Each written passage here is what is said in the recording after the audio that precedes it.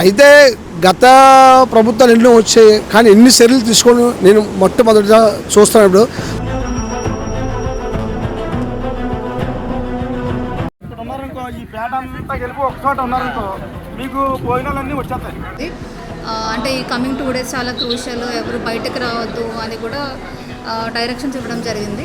అలాగే మన deputy CM గారు ఆదేశాలు ఇచ్చారు కాబట్టి ఆయన ప్రతిదాన్ని కూడా చిన్నది కూడా ఎటువంటి ప్రాణ నష్టం కానీ ఎటువంటి ఆస్తి నష్టం కానీ జరగకుండా ఎంతవరకు మన అధికారులు దగ్గరుండి చూసుకోవాలని చెప్పేసి చెప్పడం జరిగింది.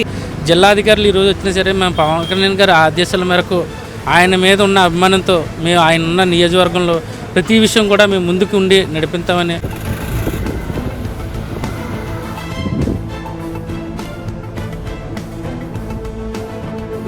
అది పవన్ కళ్యాణ్ గారు మేము చేసుకున్న పుణ్యమో మేము చేసుకున్న అదృష్టమో తెలియదు, కానీ పవన్ కళ్యాణ్ రావడం కూడా మా పిఠాపురం నియోజకవర్గం ఉప్పాడలో మేము ఎంతో మత్స్యకారులు ఎంతో ఆనందంతో మేము చూస్తాం.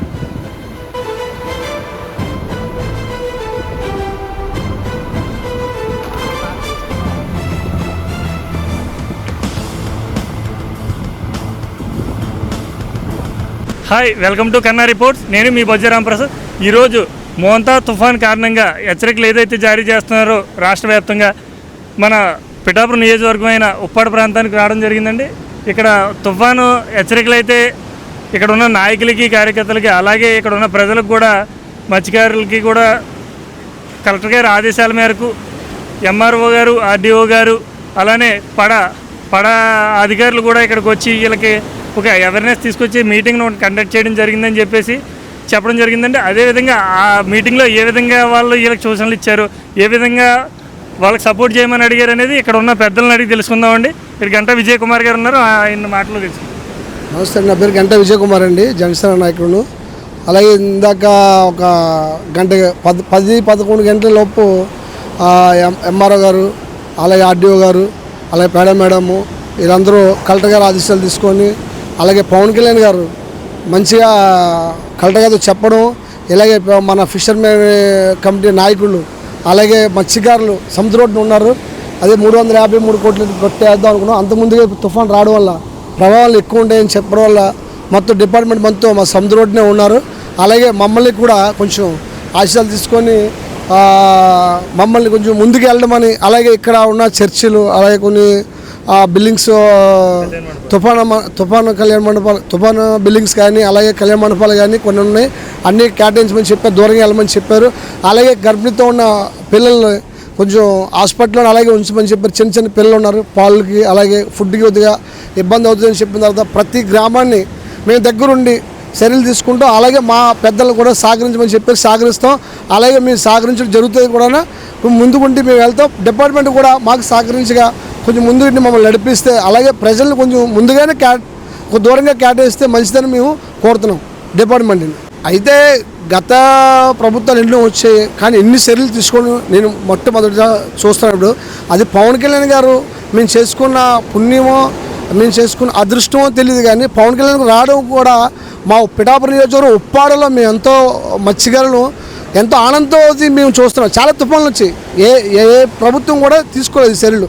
నిన్న కాక మొన్న మన కొత్తపట్నం అలాగే రంగంపేట దగ్గర అదే అక్కడ ప్రభావం ఓన్లీ సముద్రమే. కెరటాలు విపరీతంగా వస్తే ఇమీడియట్గా కలెక్టర్ గారు వచ్చి 48 లక్షలు పెట్టి ఇమీడియట్గా చిన్న గోడగా కట్టారు. అలాగే మాకు కూడా మా పవన్ కళ్యాణ్ గారు మన పవన్ కళ్యాణ్ గారు చాలా మా ఉప్పాడికి చేస్తారని, అలాగే ఇంత చర్యలు తీసుకున్న వాళ్ళు మా మీద గొప్పగా అభయం ఉంది ఆయనకి. మమ్మల్ని ఎంతగా వాళ్ళ పిల్లలుగా ఆదరించుతూ మా ఫిషర్మెన్ని ఎంతో గుర్తించుతూ చేస్తున్నారు. ఇలాగే మా ఫిషర్మెన్లకి మా పిఠాపురం నియోజకవర్గం కాదు, కోస్తాంధ్ర మొత్తం మీద, అలాగే ఇక్కడ మా బంగాళాఖాతం ఈ తుఫాన్లు ఏర్పడడం వల్ల దాని గురించే కాదు ప్రతి విషయంలో కూడా పవన్ కళ్యాణ్ గారు మాకు అండగా ఉంటారు. మేము ప్రజలకు అండగా ఉంటాం. ఆయన ఆశీస్సులతో నడుస్తున్నాం కాక మేము మాత్రం మా కృషి దానిలో మేము జనసేన తరపుని ఇక్కడ ఉన్న ప్రజలను కూడా మేము దూరంగా తరలించడానికి కానీ తుఫాను హెచ్చరికలు వచ్చినప్పుడు కానీ ఎవరికైనా కొంత సాయం మేము చేయగలం.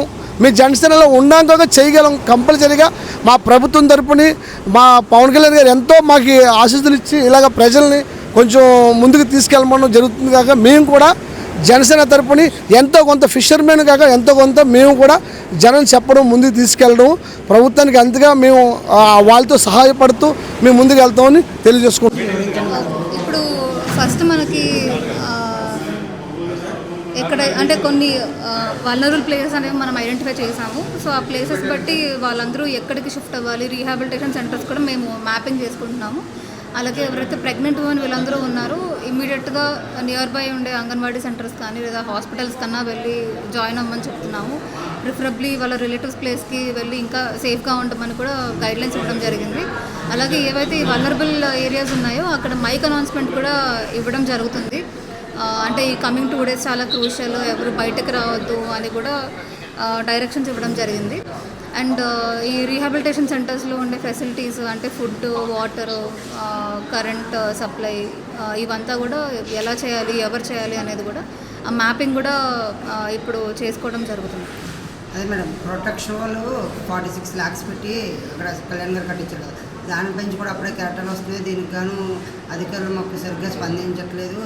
ఈ వాటర్ వచ్చేస్తే అదే అండి, ఇప్పుడు ఆ ఏరియాసే ఇప్పుడు మేము ఫోకస్ చేస్తుంది. అలాంటి ఏరియాస్లోనే ఇప్పుడు రిస్క్ ఉంది కాబట్టి అలాంటివంతా కూడా వాళ్ళందరినీ షిఫ్ట్ చేయడానికి ఇప్పుడు రీహాబిలిటేషన్ సెంటర్స్ అనేది మేము ఏర్పాటు చేస్తున్నాం. అక్కడ ఉన్న ప్రజలందరికీ మీరు అప్రమత్తం చేశారు. ఆల్రెడీ మైక్ అనౌన్స్మెంట్స్ అన్నీ కూడా ప్రతి పంచాయతీలో కూడా వేయడం జరిగింది.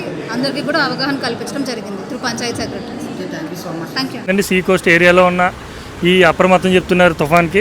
ఏ మోంతా తుఫాన్ ఏదైతే ఉందో అక్కడ నివసించే ప్రజలందరికీ కూడా ఎంఆర్ఓ, ఆర్డీఓ, అలాగే పడ, మా పిఠాపురం నియోజకవర్గానికి సంబంధించిన పడ అధికారి కూడా ఇక్కడికి వచ్చి ఇక్కడ ఉన్న ప్రజలతో ఒక మీటింగ్ని ఏర్పాటు చేయడం జరిగింది.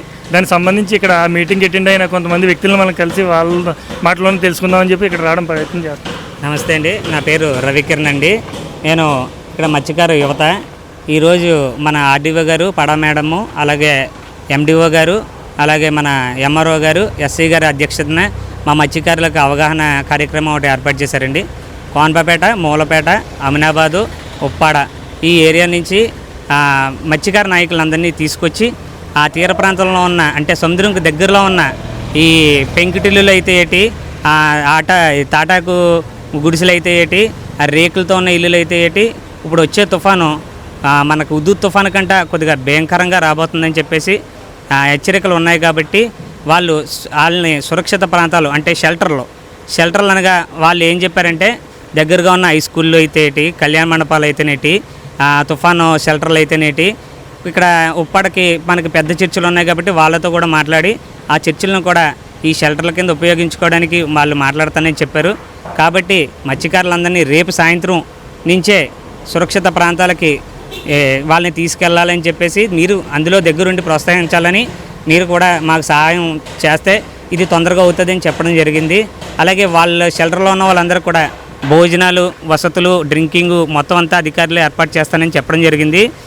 అలాగే మీరు అవగాహన చేయాలి. ఎందుకంటే మత్స్యకారులకి ఎన్ని తుఫాన్లు వచ్చినా సరే అక్కడ వాళ్ళు ఈ షెల్టర్లు ఇచ్చినా షెల్టర్లో ఉండరు. వాళ్ళు అక్కడికి వెళ్ళిన తర్వాత వాళ్ళకి ఇచ్చిన ఆహారం తీసుకొని మళ్ళీ వాళ్ళు ఉన్న ప్రదేశాలకు వచ్చేయడం జరుగుతుంది. ఎందుకంటే వాళ్ళకి ఇలాంటి తుఫాన్లు ఎన్నో చూశారు కాబట్టి వాళ్ళకి భయం ఉండదు. కాకపోతే ఎటువంటి ప్రాణ నష్టం జరగకూడదని మన పిఠాపురం ఎమ్మెల్యే గారు అలాగే మన డిప్యూటీ సీఎం గారు ఆదేశాలు ఇచ్చారు. కాబట్టి ఆయన ప్రతిదాన్ని కూడా చిన్నది కూడా ఎటువంటి ప్రాణ నష్టం కానీ ఎటువంటి ఆస్తి నష్టం కానీ జరగకుండా ఎంతవరకు మన అధికారులు దగ్గరుండి చూసుకోవాలని చెప్పేసి చెప్పడం జరిగింది. ఎటువంటి ఈ ప్రాణ నష్టం, ఆస్తి నష్టాలు ఏం జరగకుండా చూసుకోవాలని కూడా ఇక్కడ చెప్పడం జరిగింది. దాని గురించి మన ఆర్డీఓ గారి అధ్యక్షతన మీటింగ్ ఏర్పాటు చేసి అందరికీ ఈ సూచనలు ఇవ్వడం జరిగింది. మీటింగ్ కూడా మీరు కూడా అటెండ్ అయ్యారండి? నా పేరు జాన్సన్ అండి. నేను కూడా మీటింగ్ అటెండ్ అయ్యాను. అక్కడ మీటింగ్లో ఏం చెప్పారంటే, నేను ఒక ఆటో డ్రైవర్ అండి. ఆటో యూనియన్స్ కూడా పిలిచి వాళ్ళని మాకు ఈ విధంగా సపోర్ట్ చేయండి, మీరు ట్రాన్స్పోర్ట్ విధంగా కానీ ఒక ఫుడ్ సప్లై విషయంగా కానీ మాకు అది సపోర్ట్ చేసి అదే వృద్ధుల్ని ఒక హాస్పిటల్ షెల్టర్స్లో కాకుండా వాళ్ళకి వీలైతే హాస్పిటల్లో కూడా మేము పెడతాం, మీరు అక్కడికి రండి, అక్కడ మీరు తీసుకొచ్చే విధంగా మాకు హెల్ప్ చేయండి. అలాగే యూత్ను కూడా మీరు కొన్ని విధాలుగా యూత్ కూడా మీరు మాకు హెల్ప్ చేసి వాళ్ళకి సహాయ సహకారాలు మీరు అందించే విధంగా మీరు ముందుకు రావాలని చెప్పేసి మమ్మల్ని కూడా వాళ్ళు పిలవడం జరిగింది. ఆ విధంగా కూడా మేము చాలా వాళ్ళకి ఉపయోగపడతామని వాళ్ళ మాటలకు మేము కట్టుబడి వాళ్ళకి ఏ విధంగా కావాలనో ఆ విధంగా మేము వాళ్ళు సహాయం చేస్తామని చెప్పేసి మేము వాళ్ళకు సూచనలు ఇచ్చి మేము వచ్చామండి. ఇటువంటి కార్యక్రమాలు మేము మునుపు చాలా చేసామండి. అంటే పవన్ కళ్యాణ్ గారి ఆదేశాలు ఆయన ఎప్పుడైతే మాకు నిర్దేశాలు చేస్తారో ఆయన సూచనల మేరకు మేము ఆయన అధికారులు రాకముందు కూడా ఇలాంటి కార్యక్రమాలు చాలా దాంట్లో మేము ప్రోత్సాహంగా ఉండి చాలా వరకు మేము సహాయాలు చేసాం. అలాంటిది ఆయన సొంత నియోజకవర్గంలో ఆయన ఆదేశాలు ఉన్నా గవర్నమెంట్ ఆదేశాలు ఉన్నా లేకపోయినా కానీ మేము ఇలాంటి కార్యక్రమాలు చాలా స్వచ్ఛందంగా ఎవరు ఆ సూచనలు లేకపోయినా ఎవరికి ఏ అపాయం జరిగినా మేము ముందుండి అపాయం జరగకుండా దాన్ని ఏ విధంగా సొల్యూషన్ చేయాలన్నది కూడా మేము ఆయన అడుగుజాలలో ఎప్పుడు నడుస్తూనే ఉన్నాం. ఇప్పుడు కూడా జరగబోయే ఈ ఉపత్తి ఏదో ఉందో అది జరగకుండా ఉండాలని చాలామంది ఆశిస్తున్నాం. ఒకవేళ జరిగిందనుకో ఎటువంటి మా సహాయం కావాలన్నా కానీ మేము ఆయన్నే ముందు పెట్టుకొని ఆయన ఉద్దేశం ప్రకారంగా మేము మునుపు చేసినట్టు ఈ సంవత్సరం కూడా మేము చేస్తామని చెప్పేసి మేము ఆల్రెడీ అక్కడ చెప్పడం జరిగింది. బాలింతలు కానీ గర్భిణీ స్త్రీలు కానీ ఎవరైనా ఉంటే పిఠాపురం ప్రభుత్వ హాస్పిటల్లోనే తరలించమని సూచనలు చెప్పారండి. అలాగే పడ మేడం కూడా అక్కడ కొత్తపల్లిలో కానీ అలాగే పిఠాపురంలో కానీ ఎక్కడైనా సరే ఎటువంటి సమస్యలు ఉన్నా సరే మేము దగ్గరుండి చూసుకుంటామని చెప్పారండి. ప్రతిదానికి కూడా ఆటో యూనియన్లు కూడా పిలిచి ఆటో యూనియన్లు కూడా గర్భిణీ స్త్రీలు ఎవరైనా ఉంటే వాళ్ళని దగ్గరుండి మీరే తీసుకొచ్చి ఆ హాస్పిటల్లో జాయిన్ చేసి వాళ్ళకి ఒక 4 రోజులు 5 రోజుల వరకు ట్రీట్మెంట్ కూడా అక్కడే చేయించమని చెప్పారండి. ఇక్కడ ఉండే కంటే అక్కడ ఉండడం బెస్ట్ అని చాలా సూచనలు కూడా బాగా చెప్పారండి. మేము కూడా సపోర్ట్ చేస్తామని చెప్పామండి. మిగిలిన భోజన వసతులు అక్కడే ఏర్పాటు చేస్తాం, అన్నీ కూడా అక్కడే ఏర్పాటు చేస్తానండి హాస్పిటల్లోనండి. ఎటువంటి ఇబ్బంది లేకుండా ప్రతి ఒక్కరిని కూడా దగ్గరుండి చూసుకుంటానని చెప్పారండి. పాలు గుడ్లు కూడా వాళ్ళే డిస్ట్రిబ్యూషన్ చేస్తానని చెప్పారండి. మరి చిన్నపిల్లల తల్లులు కూడా అక్కడేనండి. అందరి బాలింతలను కూడా అక్కడేనండి. మొత్తం అందరూ కూడా చిన్నపిల్లలు కూడా ఎవరైనా చిన్నపిల్లలు ఉంటే కూడా వాళ్ళని కూడా హాస్పిటల్కి తరలించమన్నారండి. ఎక్కడైనా ఎక్కడైనా తుఫాన్ సెంటర్లు ఏమైనా ఉంటే మాత్రం అక్కడికి ఉన్న ప్రజలందరినీ కూడా అక్కడ తరలించాలని చెప్పారండి. మాకు ఇచ్చిన హై స్కూల్ జిల్లా పరిషత్ హై స్కూల్ బాధ్యత తీసుకుంటున్నారు. ప్రతి విషయంలో కూడా మేము ముందుండి మేము తీసుకొచ్చి మేము అప్పగిస్తామండి. మేము మాట ఇచ్చామండి మేడం గారికి. అలాగండి అయితే దగ్గర మీరే చూసుకున్నాను మాకు కూడా చెప్పారండి. 2014 నుండి ఇప్పటి వరకు కూడా ప్రతి తుఫాన్లో కూడా మేము ప్రతి విధంగా కూడా మేము ప్రతిదీ కూడా హెల్ప్ చేస్తూనే ఉన్న ప్రభుత్వానికి. జిల్లాధికారులు ఈరోజు వచ్చినా సరే మేము పవన్ కళ్యాణ్ గారి ఆదేశాల మేరకు ఆయన మీద ఉన్న అభిమానంతో మేము ఆయన ఉన్న నియోజకవర్గంలో ప్రతి విషయం కూడా మేము ముందుకు ఉండి నడిపిస్తామని సార్ చెప్పిన అడిగిజారులో మేము వెనకాల నడుపుతామని ఆయన ఆదేశాల ప్రకారం మేము ముందుకు. పార్టీ ఆవిర్భావం నుంచి మీరు పార్టీ జెండా పట్టుకున్న పిఠాపురం ముఖ్య నాయకులు మీరు ఒకరుగా పిఠాపురం మొత్తం చెప్పుకుంటున్నారు సార్. ఈరోజు మొత్తం తుఫాన్ రేపంటే ఈరోజు కూడా ఉప్పాడ వచ్చి ఈ ఉప్పాడ తీర ప్రాంత ప్రజలకి అవగాహన కల్పించారు ఇప్పుడు దాకానే సార్. రేపు తుఫాన్ నుంచి మీకు కళ్యాణ్ గారు మరియు ఇన్ఛార్జ్ గారు ఎంపీ గారి దగ్గర నుంచి వచ్చిన సూచనల మేరకు ప్రజలకు కల్పించిన అవగాహన ఏంటి, మీరు రేపు నుంచి తీసుకుపోయి జాగ్రత్తలు ఏంటి సార్?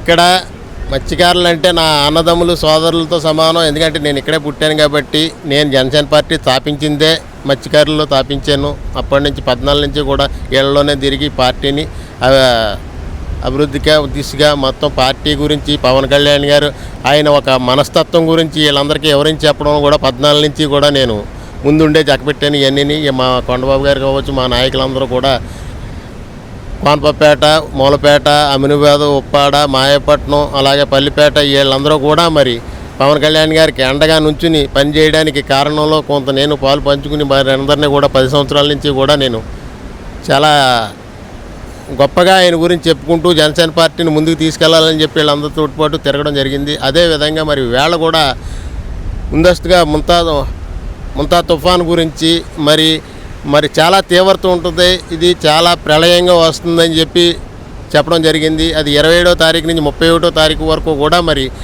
చాలా పెద్ద భారీగా గాలులు వర్షాలు పడే విధంగా మరి ఉంటుంది. తీర ప్రాంతం అంతా అల్లోకల్లోలంగా ఉంటుందని చెప్పడం జరిగింది. అలాగే మరి మన కలెక్టర్ గారు, మన ఆర్డీఓ గారు, మన ఎంఆర్ఓ గారు, మొత్తం మన పార్టీ మన డిపార్ట్మెంట్ యంత్రాంగం కూడా మొత్తం అందరూ కూడా మరి వచ్చి ఇవాళ ఎండిఓ ఆఫీస్లో మీటింగ్ పెట్టి వాళ్ళందరికీ చెప్పడం జరిగింది. మన డిప్యూటీ సీఎం, ముఖ్యమంత్రి, మన ఉప ముఖ్యమంత్రి, మన ఎమ్మెల్యే గారు అయినటువంటి పవన్ కళ్యాణ్ గారి ఆదేశాల మేరకు మరి తీర ప్రాంత ప్రజలని సురక్షిత ప్రాంతాలకు చేర్చాలని చెప్పడం జరిగింది. అదేవిధంగా మరి వీళ్ళ పునర్వాస కేంద్రాలు ఏర్పాటు చేసి మరి అందరూ కూడా వాళ్ళకు వంటలు అన్ని సౌకర్యాలతోటి కూడా కేంద్రాలు ఏర్పాటు చేసి ఇక్కడ ఉండేటువంటి తీర ప్రాంత జనాన్ని అందరినీ కూడా ఆ కేంద్రాలకు తరలించాలని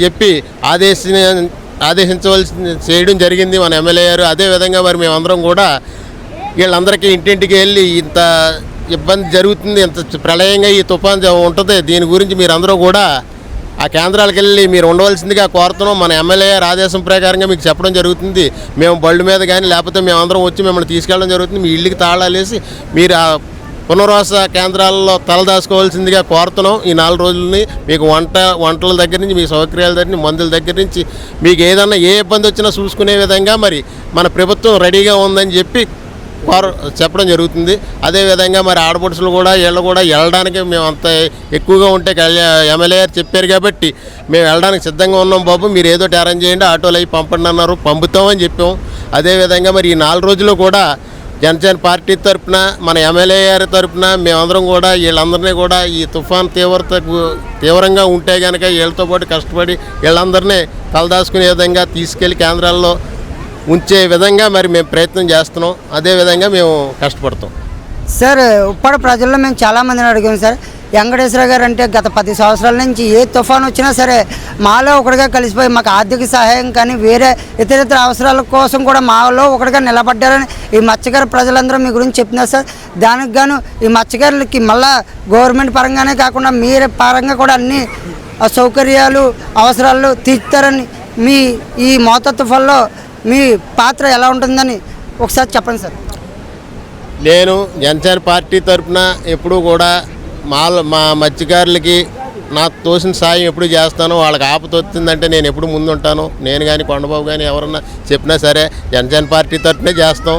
పవన్ కళ్యాణ్ గారు అంటే మా ఒక సోదర భావంలో మేము ఆలోచిస్తాం. ఎందుకంటే ఆయనకు ఉండేటువంటి మనస్తత్వం, ఆయనకు ఉండేటువంటి జాలి గుండె అంటే అంత జాలి మనిషి నేను ఎక్కడ చూడలేదు. అటువంటి వ్యక్తిని ఆయన జీతం కూడా 42 మందికి 5,000 చొప్పున పెంచే విధంగా మరి ఆయన జనాలను చూస్తున్నాడంటే సాధారణ వ్యక్తి కాదు. అటువంటి వ్యక్తికి సాయపడటం, ఆయనకి ఏ ఆపద ఏమొచ్చినా సరే జనసేన పార్టీలో ఏ రకంగా ముందుకెళ్ళమంటే ఆ రకంగా ముందుకెళ్ళడానికి నేను ఎప్పుడూ సిద్ధం.